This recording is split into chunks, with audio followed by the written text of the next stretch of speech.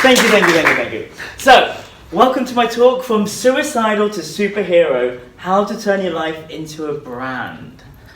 So, I am a geek. I was brought up on comic books, Star Wars, Star Trek. Jean-Luc Picard is one of my heroes. And he once said, the acquisition of wealth is no longer the driving force in our lives. We work to better ourselves and the rest of humanity. This became my mantra since 1996. And it was only until I found the Burning Man community did I realize it's a thing. The realities I live in, we don't worry about money. We worry about how to become superhumans. It's an actual thing. And the way I embody that is being a sacred sexual Jedi. So I'm on a mission. I've been many, many things. And I've had many purposes, and I've fulfilled all of them to the fullest. But this new mission, comes from my human design actually, is to find world peace through intimacy. So there is no more blaming and shaming between men and women, but transparent communication, shared vulnerability, and co-creation. And I do this by creating safe spaces all around the world so people can connect in a conscious, safe, magical way. And my big dream is to bring this into schools. So sex education isn't about fear. It isn't about, if you don't put on this condom on this banana, you will die of all these diseases. But sex education is all about boundaries, consent, and love and intimacy. So how to connect. So who is Shaft Uddin? That's me, I'm the middle child. So I'm always looking for ways for, Mummy, love me, look, oh, I've achieved so much, I'm a perfectionist, I'm so successful, love me more. So this is why I am the way I am. And I know this through the power of Tantra, which I'll talk about later. So I was very much a very sickly child. My name was Teethy. I had terrible teeth, braces for 5 years. I was also a little bit batshit crazy. I was a bit of a hoodlum. Used to rob cars, mug people, break into houses, took a lot of drugs. And then I discovered marijuana, which made me calm down, and I got well into art. And then I became the man I am today, an artist. Everything I create is to cause a bit of a reaction in people. And I can't stop doing it. I just love creating. And what I am now is the founder of sacredsexualawakening.com, which is one of the biggest tantric brands out there because there was a film made about it. I'm also a tantric practitioner. I'm a somatic trauma release therapist, so I help people overcome sexual trauma. I'm also a coach. I teach people how to love themselves, and especially love women. There's a big rise of the feminine happening in the world, but where are the men to support them? I'm one of them, and I'm teaching other men how to worship women, and I'm teaching everyone how to worship themselves. That's my job.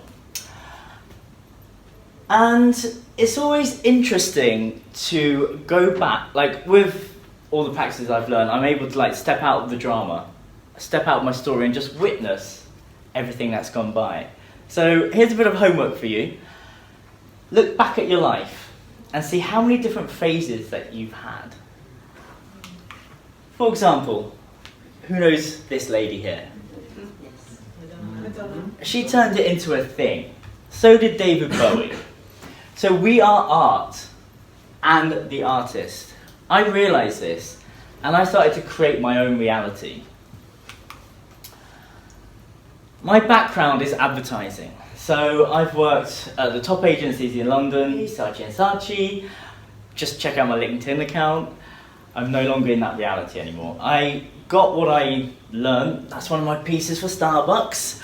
Worked for Coca-Cola, Shell Oil. I really didn't give a shit. I made everyone feel awful, but everyone still bought our products because we preyed on your insecurities. I turned that around and now I sell something else, which I'll tell about later. So I realized the whole of reality is like a giant advertising brief. if you want to create your own business, if you want to become an archetype and work with some facet of your being and like sell that as a product, you can do anything, especially in this reality. Step 1, do your research. So when I'm working for Mercedes, I'm working for an advert for them, they'll be like, we saw this great video by OK Go and where there's this great campaign that Coca-Cola did, we want to like mash it together and create something.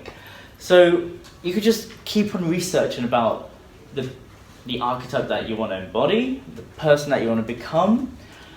Basically, there isn't an original thought because of the whole oneness thing. Everything we're thinking has already been done or is about to happen. For example, the Wright brothers, they created a plane. There was no internet or email. They couldn't send the blueprints to the other part of the world, where there was more people all of a sudden creating planes, and then planes were everywhere. I knew how to hack this system, and I changed the world twice. I'm going to do it again. I'm just not in no rush this time. So, do your research. Become friends with people you aspire to be like. Turns out people are super friendly and are always willing to help. So I used to be jealous of people, and then I realised, oh, if I turn that around, I'm inspired by people. So I'd actually go up to people who were better than me, and I'd be like, dude, how did you do that? Can you tell me? And they'd be like, yeah, sure. Do you want to get a kombucha? And I'd be like, yeah. And then they just tell me stuff. So what I learned is, once people get to a certain level, they always want to help. Number 2, have fun creating. Surround yourself with people on the same mission as you and get inspired. This is the best bit. As an artist, I like to create. As a dreamer, I'm an Aquarian, so I'm always dreaming all the time. But the thing about my reality is, I share my dreams with people. And then our dreams become our reality. The way I dress, I'm not the only one in my reality that dresses like this. I could create any reality I want, and I could inspire people to be themselves. And that's basically channeling their inner artist. Step 3, embody your product and take action. You may fail, you may succeed, analyze the results, and refine your product, which is you. So basically, I learned that you could hack anything. There is a formula to everything. And I'm highly aware about the structures in communities, in society and everything. And I've hacked it all. And I've fast-tracked through life just because I see the things. I'm like, guys, there's a flaw to the system, there's a loophole. You should do it like this. And in my community, I'm kind of like the Robin Hood of Tantra. So I realised this through being a unicorn. Once upon a time, I found the Burning Man community. I decided to take a lot of drugs because I was a drug addict and an alcoholic. I'm no longer an addict to anything, which is great. But I was highly addicted to Lambrini and also ketamine. So I took a lot of ketamine and I used to dress up like this. And everyone used to say, Shaft, you're a unicorn. I'm like, yes, I am. And then I started to develop movement, language. And then a year later, I became super famous because I put everything into practice. How to create tribe. I didn't want to be the only unicorn. I was fucking lonely. I was like, I've got no one to hang out with. And then I thought, shit, I need more people. I wanted to create, not a subculture. I wanted to create popular culture. I wanted everyone to be unicorns, so I had people to make out with. So I basically put everything I knew in advertising into creating popular culture. In 2012, I became the face of Burning Man. One of the most incredible festivals you'll ever experience. Money doesn't exist. It's like Star Trek. You turn up there, you have a gift. My gift was making out with everyone. It's a great gift. There's lots of science behind it. And then in 2013, I was like the only person who was a unicorn for a long time. I was like this crazy person just dancing in the desert. And it took one other person to join me. She just happened to be very hot and blonde with fake boobs. And everyone's like, there's a weird Bangladeshi Muslim person just with a bit of cardboard on his head. But there's a really hot woman next to him. He must be okay and not that mad. So everyone was like, I want to have sex with that woman, or I want to be like that woman. So if it weren't for her, I would still be a crazy person dancing by myself. And then the tribe happened. And so on and so on and so on. Basically, I branded every single year, and every single year was inspired by some kind of awakening. As I grew, my whole movement grew. I developed the 10 principles of unicornia in Jerusalem, which means it's as valid as all the great things that came out of there. My one didn't cause any wars, but my one did inspire millions of people to become unicorns. We were big. We did a lot. The Guardian wrote about us. I was interviewed everywhere. The BBC, my face was everywhere. The Brit Awards, TED Talks. We had such a huge impact in London, in society, that everyone started to become a unicorn. And then there was a documentary made about it, which reached 1 million people. It's the first documentary by Vice that's ever been reviewed in The Guardian. Because I was a bit batshit crazy going through the video that we were filming. I'll talk about that later. So during this time, I'm talking about it now. Then my awakening happened. So this actually happened when they started filming. They were meant to be filming hedonistic, polyamorous unicorns, all having sex on ketamine and Lambrina and having a great time, which is what we were doing. Then I stopped drinking. Is it 20 minutes left? I got to it. 20 minutes, great. So 10 minutes have passed. Okay, that's not bad. Oh, great, 12 minutes, excellent. And they ended up filming me. I ended up becoming very famous for being a failure. And this is when everything changed for me. This was another quote that changed my life. It became my mantra. I realised the only reason why I was drinking and taking drugs was to connect with women, was to find love, essentially. I was brought up on rom-coms and Disney, so I had a very warped perception of what love is. Codependency and toxic relationships. I fell into deep, deep depression and suicidal tendencies when my best friend had sex with my fiancée just before I was about to marry her. And that was painful, only because I believed in love. Like, when that ended, my whole life ended. Not only did I lose a best friend, female, who was my fiancée, I lost another best friend, male, who I grew up with, and then the whole high school, college mates that I grew up with, they all knew and they didn't know me, so I felt completely betrayed. Eventually, with the grace of time, I overcame it, built up my confidence, then it happened again.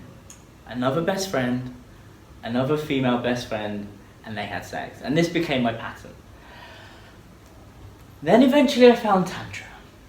I tried NA, I tried AA, I tried all of the conventional therapies and everything, and that just made me want to take more drugs. And I've tried everything. Heroin, crystal meth with like transvestites in San Francisco. I've got some amazing drug stories, and they have shaped me. Ironically, the drugs I've taken have made me a shit ton of money. Heroin, silentcity.co.uk. I came up with my business that bought me 2 houses eventually after being jobless, homeless and suicidal, after the big breakup. Ketamine changed the world because of the unicorn thing, and so on and so on and so on. But it was with this that I realised I didn't need any of that.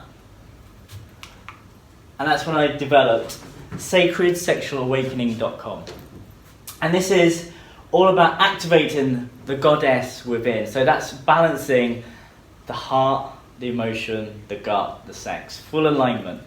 It's balancing the masculine and feminine energies, if you believe in that. It's yin-yang, it's all of that stuff. It's basically left brain, right brain. And a bunch of chemicals. So my product was super weird. I found a new hobby that healed me. It wasn't being a unicorn, it was something else. So the benefits of my product that I was showing the world is greater self-confidence and creativity, vitality and radiance, expand the whole body with orgasmic pleasure, the capacity to harness direct your sexual energy, stress reduction and greater holistic well-being, liberation from sexual shame, fear and trauma, the potential for female ejaculation, 98% of women can ejaculate, heart opening, a sense of transcendence, connection with the divine, So can anyone guess what my product was? This is a big hard sell. From someone who was on a 6-figure salary, working for the biggest brands on the planet, with 2 houses, ended up doing this for a living. Who knows what a yoni is? A few people. The word yoni is the oldest Sanskrit word for vulva, which means sacred space. This is where we all came from, our mothers' vaginas. This is what I worship. This was my product, my job, my purpose, my passion, which ended up becoming my profit. And this is what I was trying to sell to everyone. It's not an easy sell. So I'm going to tell you what I do. This is one aspect of what I do. What is Yoni de-armoring? It is a powerful healing process that will help you remove any pain stored and held in the yoni. Each time you experience emotional or physical pain, armor is created in the yoni, and this armor affects all present and future relationships. These pains are generated by unconscious or angry sex, years of emotional torment, shame and guilt, years of not honoring and listening to your body, having sex that doesn't feel good or right for you, and having unclear and unstated boundaries, and many other experiences. So the symptoms of an armored yoni include hard tissue around the walls of the yoni and small grain-like lumps, dryness and numb areas or even total numbness, a lack of sensitivity and contracted muscles, a hard and overly sensitive cervix, pain during lovemaking. It should never hurt when you have sex. Inability to experience deep yoni orgasms or G-spots or full body orgasms. By the way, we are all multi-orgasmic, even men. Anorgasmia, it's a condition. Inability to have an orgasm at all. That isn't a thing. Everyone can have an orgasm. I'm not going to talk about that because that's another talk in itself. A need to rub the clitoris hard as a way to, the only way to reach climax. So basically, the less armor you have in your yoni, the more open, youthful, sexy and vibrant you will look and feel. Guess how old I am. So the reason why I got into this was because of very beautiful, sexy women. I thought they were 30, but they were 60 or 50. They were super young, full of life, super juicy, and they'd like move and flow like me. And I was like, "What are you guys doing? How did you what?" And they'd be like, "Oh, we do Tantra." I'm like, "What the fuck is Tantra?" And they'd be like, "Oh, you'll find out." I'm like, "Tell me, I want to know." So that became my product. What is Tantra? Was a video about my job, yoni massages. I was the only one 5 years ago that was doing this stuff. There wasn't many people, and if there was people, there'd be I started off the same, which was very contracted and very shy. It took a lot of work to get to where I am now, and £30,000. I could have bought another house, but being a landlord in London is really stressful, and I was a double landlord, didn't want to be a triple landlord. So I basically created this and invested all of my time and money into becoming tantric. I let go of all of my illnesses. I no longer, I suffered from depression since 1988. That's when I actually first tried to kill myself.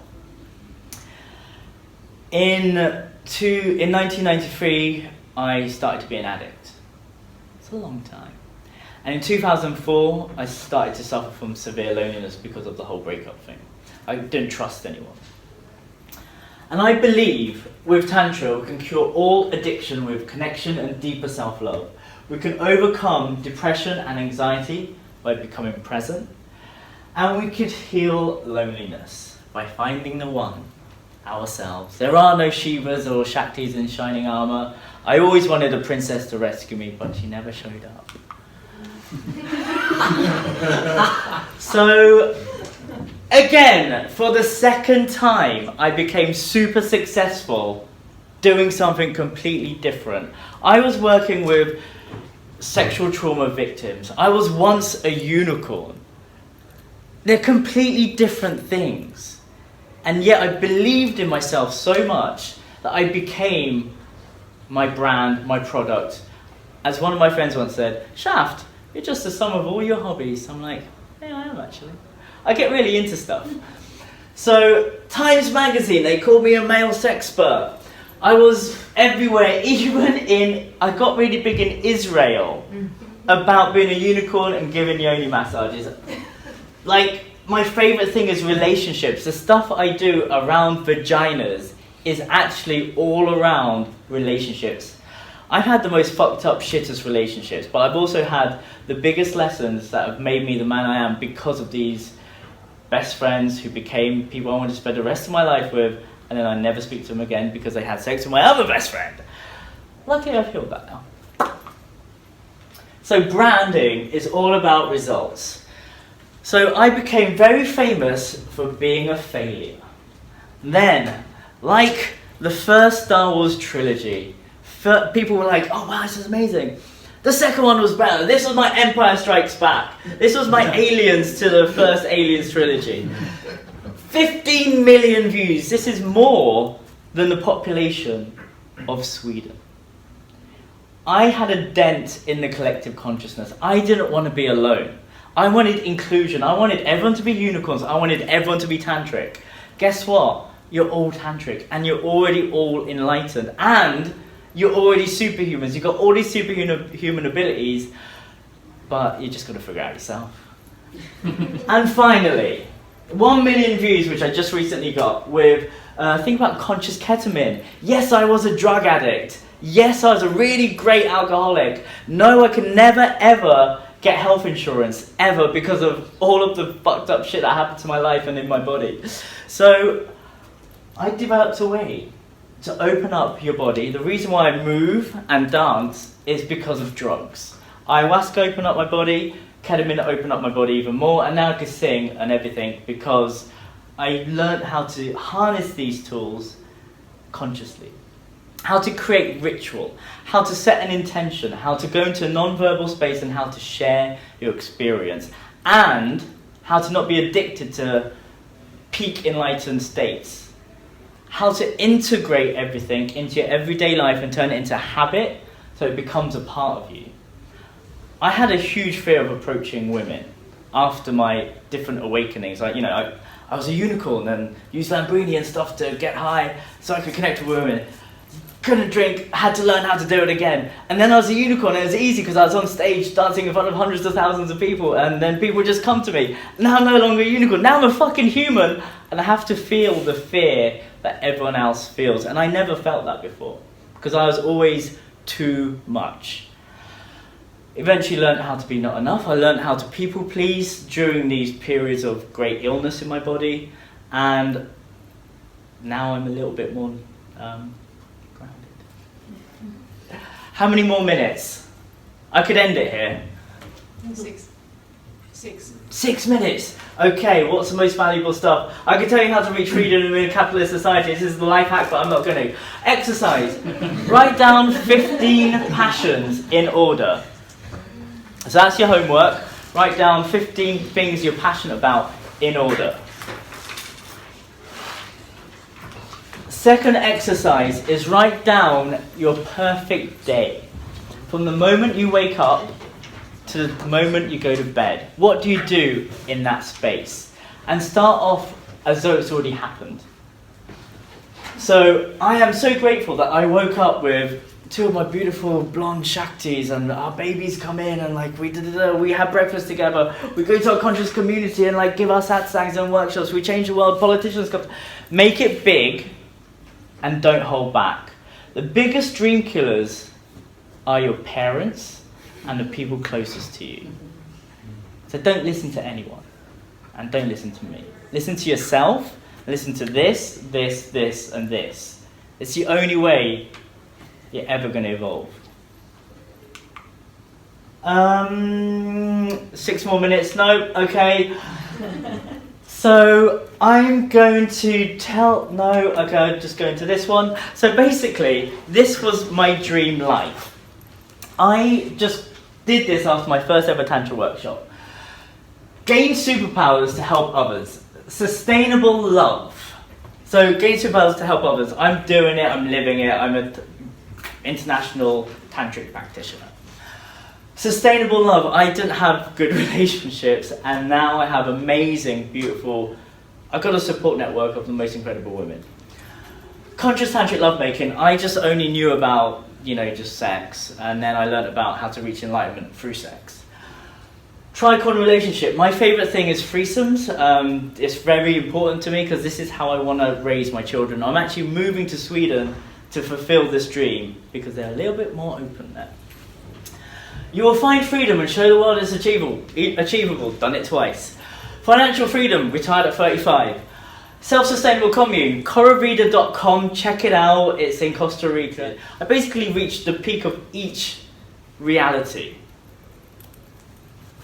Enlightened children, working on it. My mum's given me her approval, so it's going to happen. Community, everywhere I go I build community. I build the most outrageous, juiciest community. It is very exclusive because you're not allowed to judge people there.